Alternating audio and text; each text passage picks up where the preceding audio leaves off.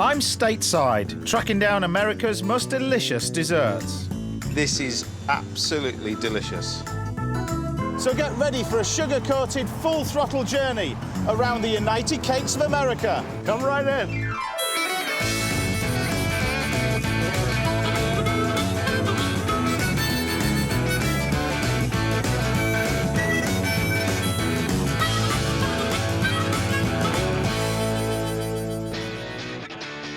I'm heading up the East Coast to the New England town of Salem, finding an artisan bakery with a reputation for a fantastic bread pudding. Well, we like to think that once people taste it, they'll realize they don't need to spread icing all over the top.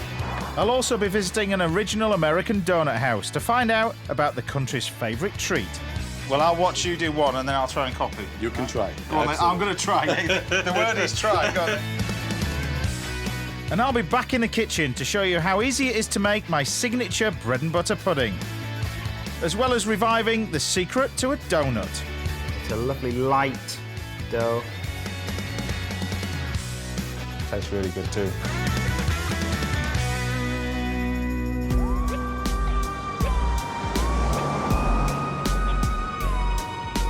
Today, I'm in a town famous in America for the supernatural, Salem, Massachusetts. So this is Salem, and if you ask any American about this place, they'll instantly mention the witch trials that happened here in 1692, where they used to burn women and men at the stake. This 17th century witch hunt was the result of supposed demonic possessions by people in league with dark forces and even the devil himself. Apparently there are witches here. And goths. We used to have a goth at school. He used to wear these massive shoes with like big heels like that. I always wanted to look like Jason Donovan when I was a kid. Well, any dream will do. I'm visiting a couple whose passion for fantastic bread has led them to open Salem's first and only artisan bakery. Locals say that their bread pudding is the very best. Hi there, Andy. Yes, James, how you doing? Jackie, nice to meet you. Nice to meet you. What a fantastic shop. Now, you actually look surprisingly awake for a baker. Because I've got mates who do this for a living, and they've normally got big rings around their eyes. We have an espresso machine to keep us going. I'm going to be getting up in about 6 hours from now. I'm going to get a little sleep and then come back in and do the bake in the morning. So it's really a lifestyle that you got to get used to. Now, before we get to the bread pudding, I want to know how you make this fantastic bread. Yeah, why don't we go back into the back? Great. Andy and Jackie started their bakery after meeting at catering college, drawn together by their love of baking. They opened their own bakery in 2006 with just two of them running the show, but now have a staff of 25. Wow, a proper bakery. Absolutely. Look at this. Is this sourdough happening over here? Exactly. They're right now they're shaping the walnut sourdough and the roasted garlic sourdough. This is unlike any other bakery I've actually seen in the States before, and I've been to a few. This is very, very artisan, very classically French. I've seen, you know, over these canvases. The last time I saw this was in Paris when I was working there. The foundation of the bakery is built on authentic techniques. Yeah. Yes, based on a lot of French techniques for bread. We're working 21 hours a day. There's someone here to produce the type of bread that we do. What we do involves a lot of labor. It involves a lot of technique and a lot of specialty training for this type of bread. We're just a couple people that love good food and we're obsessed with good bread. Well, I'm obsessed with cake, and I want to know how to make your bread cake. Great, we would love to show you. We're in the pastry room. These guys clearly have a huge passion for what they do, and I've got a feeling that the King's bread pudding will be truly regal. So what do we need to start? We take our day-old croissants and brioche, and we're just going to be adding eggs, sugar, cream, lemon, and blueberries, and we come up with a really great, rich, wonderful bread pudding. Okay. First, Jackie rubs in the lemon zest into the sugar. She then beats in the eggs, followed by cream, then her croissants, brioche, and berries go into soak. This is why you need the day-old croissants, because you want it to soak in like Exactly. a sponge. Yeah. Exactly. And how do the Americans take to these dishes? Because traditionally they want, you know, butter icing and that kind of thing. It's very different to this. Exactly. Well, we like to think that once people taste it, they'll realize they don't need to spread icing all over the top. Yeah. So it takes a little bit of getting used to for the local crowd, but once they have it, they keep coming back for more. Jackie places the mixture into the baking mould and then it's into the oven with this local legend. Bread puddings come in many variations from all over the world. Although Andy and Jackie's recipe is French influenced, adding local produced blueberries certainly gives a New England twist. Finally, it's time to sample some of Salem's magic. I've got to try this. Sure. So.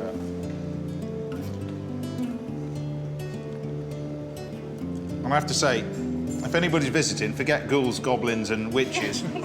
Come to the bakery and have this. This is delicious.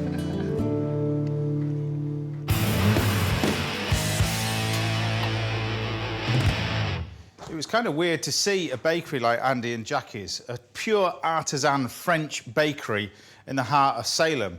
But using the croissants that they use in that dish, I'm going to create my trademark dish, which is a white chocolate and bourbon butter pudding. Now, I hate the word trademark dish, but it's certainly one of the dishes that has certainly followed me throughout my entire career. I first did this when I was 18 years old as a pastry chef in London. But it's never been off my menu, and certainly never been off my restaurant menu, for about 20 years. First of all, I've got some milk and cream, but the difference is I'm warming mine up. And then I add some white chocolate, bourbon, and some vanilla. Slice the vanilla pod lengthways and scrape out the seeds, then add to the milk and cream. For the croissants, I'm of course using all butter croissants. Now you could of course use brioche or panna cotta. Slice the croissants, then layer them into a baking dish. Once you've got these filled, we take some sultanas and soak these in bourbon. Just allow them to puff up slightly. I'm going to use 6 whole eggs, 6 egg yolks. The basis of this recipe is, of course, a bread and butter pudding, but it's the addition of egg yolks that makes all the difference. When your milk and your cream is warm, you can have some really good quality white chocolate. And stir this in off the heat. Back to the eggs, beat in the sugar, then add the chocolate, milk and cream. You could stop there, but this is really taking things a little bit further with this stuff. Bourbon. And bourbon and white chocolate are a brilliant combination. Even though I've got butter croissants, we still use melted butter. Now, if you're into Weight Watchers or a member of the British Heart Foundation, turn off now because it's going to get a lot worse. This is full-on puddings. Put half of the custard over the top of the croissants. Take the sultanas, sprinkle these on the top, and press it down. Pressing the pudding down with your fingers helps the croissants absorb the custard, keeping it moist. And then top it with more custard.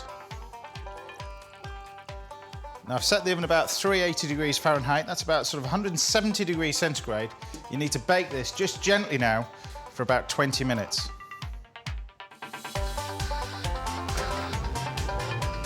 The pudding will rise gently as it bakes to set the custard.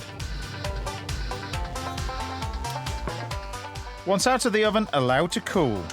The secret of this really is in the custard. Not only have you flavoured it with bourbon, but you could use whiskey, but it's really using those egg yolks that makes all the difference. It keeps it nice and light. Although you've got a lot of flavour going in there with the white chocolate, it does keep it nice and light. And just to finish this, instead of using an apricot glaze, which is the standard sort of thing on bread and butter pudding, I just use icing sugar, but plenty of it.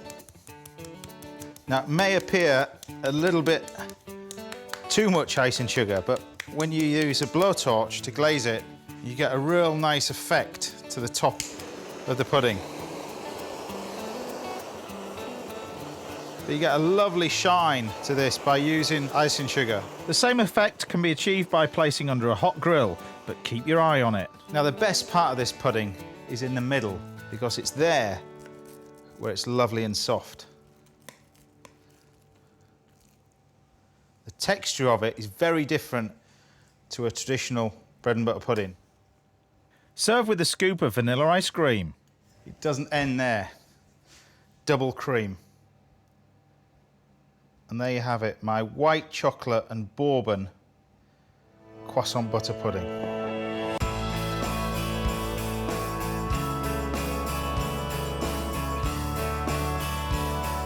Now, even after all these years of making this, I never get bored of it.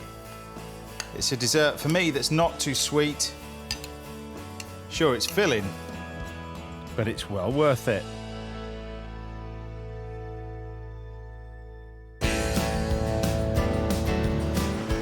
Salem's historical link to witchcraft has made it a modern-day mecca for horror fans. Haunted Happenings is a festival that lasts the whole of October and is attended by thousands of wannabe witches and warlocks. But today, I'm not on the hunt for witches, I'm on the hunt for cake. I'm trying to find Essex Street, because on there is a great bakery that I've been told produces the best donuts around here. I'm meeting John, the owner of legendary Ziggy & Sons, to sample a cake that's come to epitomise the American lifestyle. Nice to meet you. I couldn't go any further because you've got the coast there, so... That's right. Exactly. So tell me about the bakery then. The bakery, we've been here since 1964. My mother and father started it back then. Yeah. My sister and I now run it.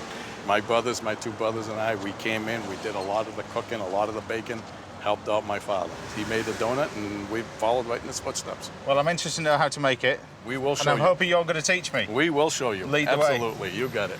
There's no cake more American than the donut. In fact, around 10 billion are made in the US each year, an industry worth around $3.6 billion. Sadly today, though, most donut stores that I've seen across the states are corporate chains. Back there, that's where all the magic happens. Sounds good to me. You got it. To see a real American original like Ziggy's is very special, and John's managed to keep his family business old school. Right, now tell me about donuts then. So, Okay. Because there's two different types, is there? Right. There's a raised donut, there's a cake donut. We're Yeah. going to be making a cake donut and a chocolate donut today. So tell me what's in a cake donut then. Okay, the cake donut, we have it all mixed up. It's got sugar, it's got the flour, it's got nutmeg flavoring, a little bit of oil. It's all set. It's good to go. John and I start hand mixing the simple batter for our donuts. Now, when did you start baking then I started doing this when I was 9 years old. Because you used to come in here a lot though, didn't you? There was many nights I'd come in and I'd watch them for an hour or two, and I got tired. I'd be under there, under the flour, under the bench. Under there? Under there. There was there was flour bags under there, and I'd sleep right on top of the bags. Made my own bed. Yep. Right. So this is the texture that we're looking for. That's then, what yeah? we're looking for. Yep. Right. Yep. Okay. Yep. Right. What happens next then? Okay, we're gonna take this dough here, put it on the canvas. Yeah. And we're going to roll it out, and we're going to cut it into the donuts. Well, I'll watch you do one, and then I'll try and copy. You can try. Go on then. I'm Absolutely. going to try. The word is try. Go on then.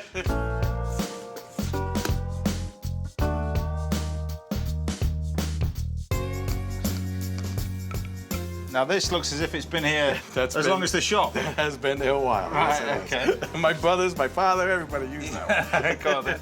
Okay, now the key to this is we want to kind of flip the donut after we cut it. You want to flip it into your hand. Now there is a little middle there, and we're just going to lay it on the screen like this. Right. So you just Yep, exactly. Flip it. There you go. like that. There you go, James. There you go. That's all right.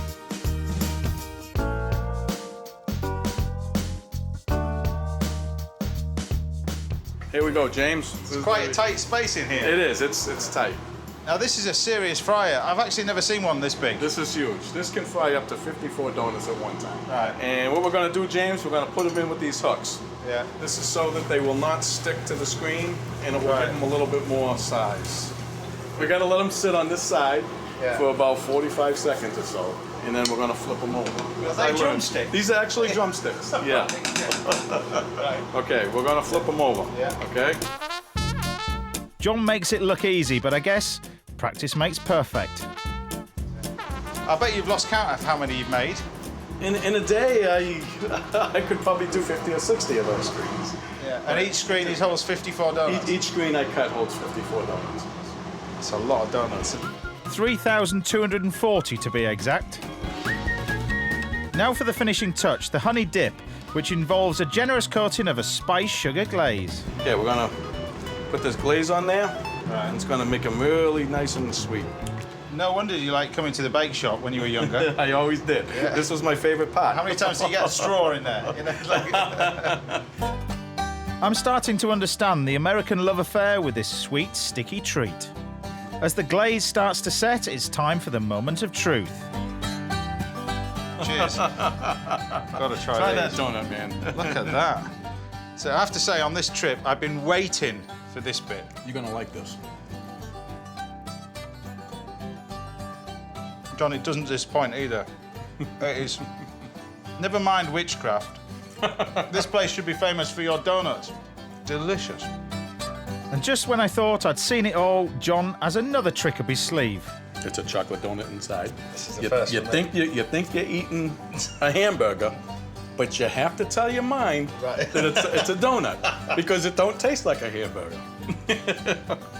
It's different. We put coconut on top. I'll give you that, it's a donut. It's a donut. I think I'm definitely going to stop at a donut hot dog, though. It's very tasty. We'll leave that one for the police.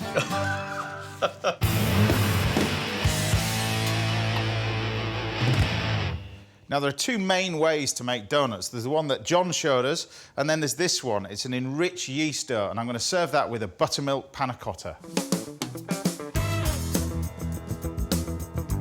Now, for this, you need strong bread flour, and I'm going to add it to the bowl, the sugar and the salt. So you add all the dry ingredients first. I'm going to use the fresh yeast for this, and then butter.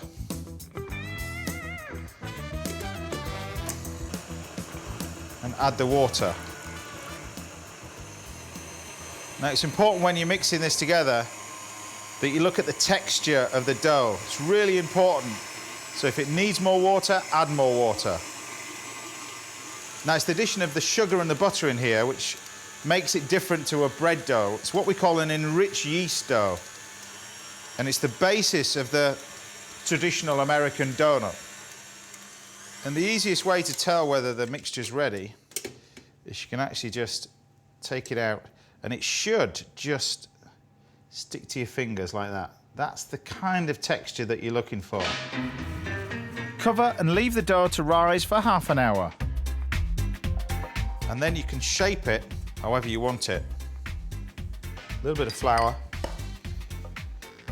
Now really, whatever shape you put these in, it's going to triple in size because of the yeast.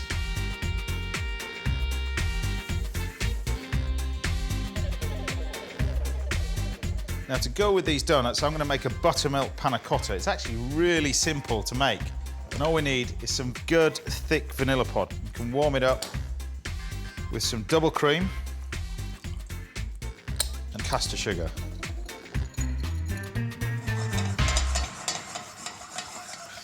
And then I've just soaked the leaf gelatine here in cold water till it starts to get lovely and soft. And then I've got buttermilk. And buttermilk is used in so many different desserts in America. Now all you're doing is not boiling the cream, we're just warming it up. So you can test it just with your finger. As soon as you've got it warm like that, take it off and then add the soaked gelatine. I find it much better to use the gelatine leaves than powder. You can actually measure it a lot more, particularly when you're making a dessert like this. If you don't want the panna cotta to sort of bounce off the walls or prop a door up, and you want it to be nice and light. And then we can pop in the buttermilk. And all you can do is fill up the little moulds. You need to place these in the fridge for about 15 to 20 minutes until they're set. Now I'm going to make a strawberry sauce and a raspberry jelly to go with the donuts. Simply blitz and sieve some strawberries for the sauce. For the jelly, I heat sugar, water, gelatine and raspberries, passing it through a tea towel and the jelly will be clear and seedless. Now the donuts are proved, but the secret with cooking these is making sure that the oil is not too hot, otherwise they're going to be raw in the centre. Place them into the oil and gently cook for 2 to 3 minutes, turning constantly. When golden brown, place them onto some kitchen towel and then dust with sugar. Now this is the texture that you're looking for. in the donut. It's a lovely light dough. Tastes really good too. You can stop there if you wanted, but I'm actually going to serve mine with the panna cotta. A few strawberry pieces to garnish and a drizzle of the sauce followed by some cubes of raspberry jelly. Add some fresh mint for colour and freshness, and there you have it, my delicious donuts with panna cotta.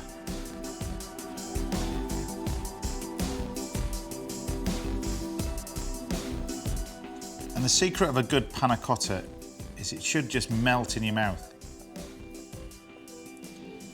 which that does. And don't forget, you've got these really great sugared donuts.